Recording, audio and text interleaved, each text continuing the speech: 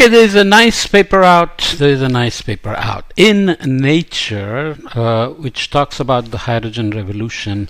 I'm going to combine a couple of figures from International Energy Agency and a Royal Society report to summarize this little optimistic note about how hydrogen revolution is maybe already here with increasing investments and may even play a big role in net zero goals for many.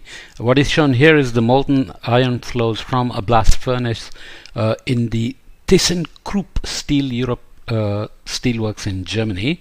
As we already discussed elsewhere, cement and steel remain massive contributors to global warming and greenhouse gas emissions. Steel, I think, is at 7%, maybe equivalent to the sum of all emissions from cars, according to some estimates. The hydrogen sources remain kind of controversial in terms of whether they will actually reduce emissions. So here is a figure from IEA itself. I'll come back and show some other figures from the IEA report. Hydrogen production could expand 5-fold by mid-century, with increasing amounts coming from low emission sources. So this is an optimistic view. Of course, fossil fuels and refineries were producing a lot of the green and blue hydrogen. It's called only tiny amounts, but we'll look at the numbers again from another IEA figure a little bit later on. So this is H2 per year in millions of tons, which is obviously small number.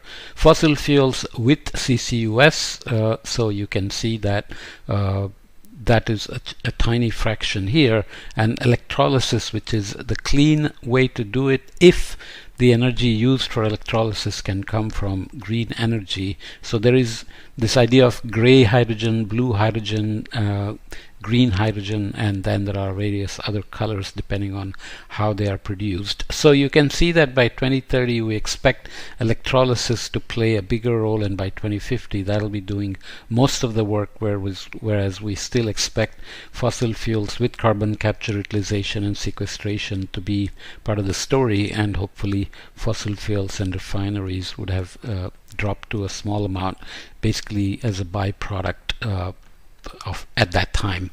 Okay, so greener steel remains a big target in terms of reducing emissions.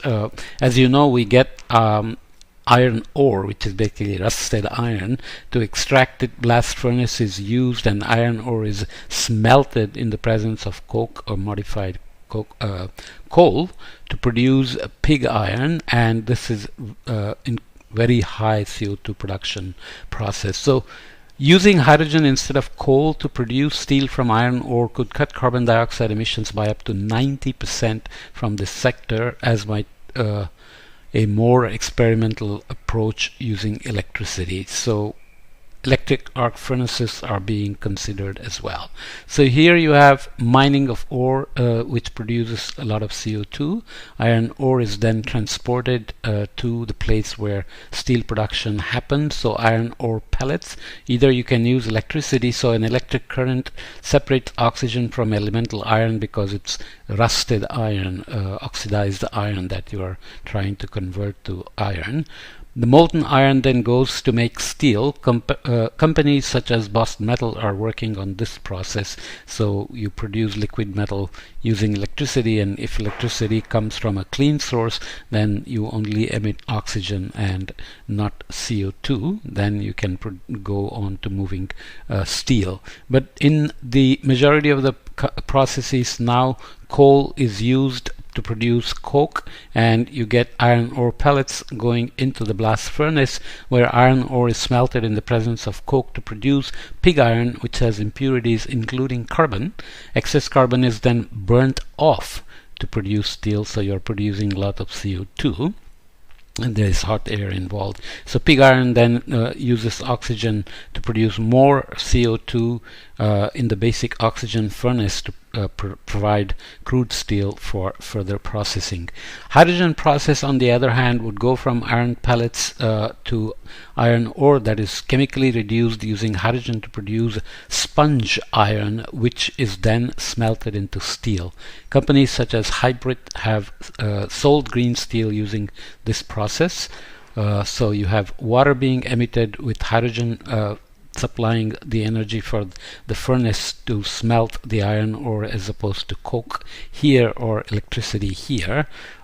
Slightly different process, but still scrap steel and sponge iron are produced, sent to an electric arc furnace to produce crude steel. So how do we get here? Obviously we have to worry about how much hydrogen is being produced, how it is being produced, whether it's carbon neutral or carbon negative, and how the demand will grow into the future, and how solar and wind will play into the grid, and whether intermittency of the wind and solar can be dealt with by combining with hydrogen, maybe using wind and solar at some point to produce hydrogen when there is excess, and then use hydrogen to drive turbines, but then that's a very inefficient process, and so on. So there are all kinds of ideas on how hydrogen will play a bigger role in cleaning up the energy system, as well as production of steel, and also net zero. So in terms of electric vehicles right now, batteries have won because it's easier to charge them and transport them, whereas carrying a cylinder of hydrogen is not so easy, just in terms of energy density and how much you can carry to get miles per tank and so on. The other main thing is how costs of clean hydrogen are expected to drop. We'll look at another figure of this later on. The costs of low emissions green and blue hydrogen are forecast to fall closer to that of gray hydrogen from natural gas. So I will show this in a little bit. I should have put that ahead, but gray hydrogen is when you take natural gas, which is mostly methane, and you convert it into hydrogen, but you produce a lot of carbon dioxide. If you release the carbon dioxide, it becomes gray hydrogen. If you capture it and sequester it or utilize it, it becomes blue hydrogen. And if you produce hydrogen using electrolysis, clean energy, and no CO2, then it becomes green hydrogen. So green hydrogen is picking up more and more pace as well, because of all the incentives from various governments, like the US government, Biden's new budget, and lots of other private investments and so on. So just in terms of the investments increasing, people are excited that maybe hydrogen revolution is going to come much faster than we would have expected. So hydrogen source here, then natural gas. You can see the costs here over time. Electrolysis from solar photovoltaic, natural gas with CCUS, and electrolysis from onshore wind. So energy sources matter as well when you need a lot of energy to produce hydrogen, right? This is always important. Range of hydrogen costs now in US dollars per kilogram. So here is the natural gas production, which is cheaper if you do it as gray hydrogen and just release the CO2. If you want to do CCUS, the cost goes up. It is expected to drop with 2022 subsidies, as you can see here. But if you look at electrolysis from solar photovoltaic or from onshore wind, you can see where the prices stand. So natural gas and gray hydrogen will still be cheap, but obviously external costs of increasing emissions will be high.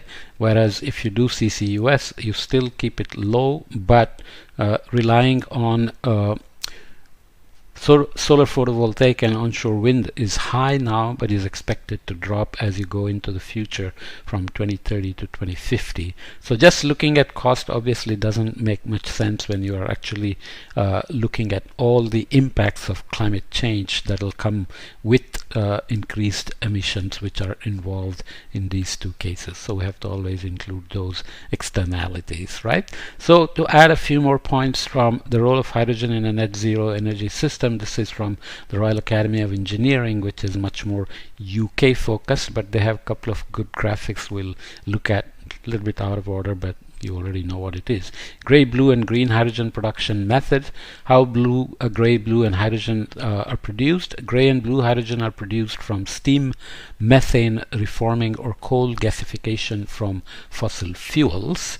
So that's why they are either gray or blue. And gray production produces carbon dioxide and releases into the atmosphere, whereas blue hydrogen production captures that CO2 produced by using carbon capture and storage. So you feed natural gas or coal into this processor, which is giving you either gray or blue H2, depending on whether CO2 produced is released or captured. And if you capture it, then from blue hydrogen production you would sequester it away, whereas green hydrogen is produced through electrolysis of water using renewable electricity. This requires water as a feedstock and produces oxygen as a byproduct. Of course, we are still not being completely honest in terms of a life cycle analysis, because renewable electricity has to be completely carbon neutral or carbon negative, which is not necessarily always the case.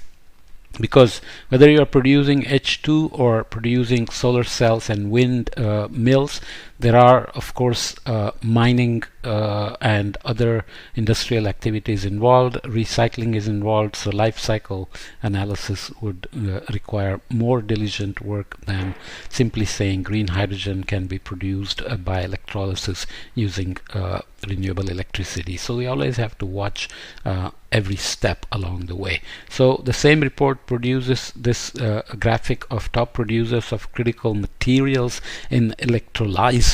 So you can see a fraction of global mining supply for platinum, cobalt, nickel, iridium, tantalum, gadolinium, zirconium, lanthanum, cerium and yttrium. You don't even know many of these names, but they are all involved in all the things we do, like electronics, EVs, batteries, and of course producing electrolyzers.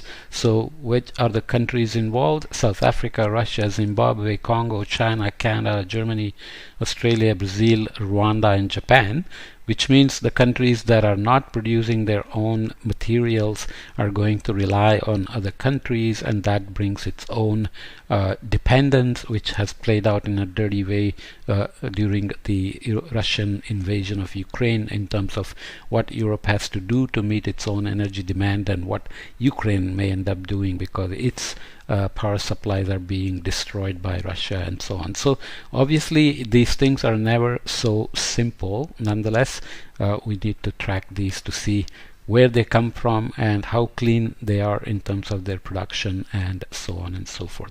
Looking further at forecasted global range of the levelized cost of hydrogen production from large projects, this is in US dollars per million metric tons of BTU. Just make sure the units I'm saying right. So here is blue hydrogen, so coal with carbon capture and sequestration, blue hydrogen with natural gas with CCS, and green hydrogen with renewable and electrolysis, of course. Green hydrogen costs based on large projects with optimistic projections for capital expenditure. So you have to be aware of how projections bring their own uncertainties. Natural gas prices range from 1.1 to 10.3 MMBT per MMBTU, coal from $30 to 116 per ton. So that's the energy unit, and this is just weight. So the main idea is that we can expect the prices to drop for all of them, and some of them are optimistic projections, but nonetheless this is going to play a big role in terms of how hydrogen revolution is going to play out.